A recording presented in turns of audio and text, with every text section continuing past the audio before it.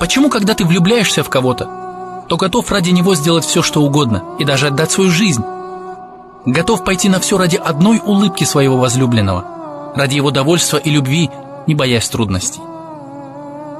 Терпишь, когда возлюбленный испытывает тебя, проверяет, искренни ли твои чувства или нет.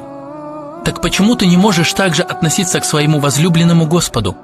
Почему ты не можешь сделать и малую часть из того, что тебе было велено, ради того, чтобы в будущем быть рядом с Ним? Почему ты не можешь ничего сделать для того, чтобы Он смотрел на тебя с милостью? Почему ты не можешь быть благодарным Ему и заслужить Его любовь? Почему, когда Он хочет проверить искренность твоей любви к Нему, подвергая испытаниям, ты готов опустить руки и сдаться? С легкостью готов потерять свою любовь. Ты любишь, а значит, должен идти на любые жертвы ради любимого. Если надо, той по тонкой нити, под которой пропасть. Лишь бы хоть раз узнать, что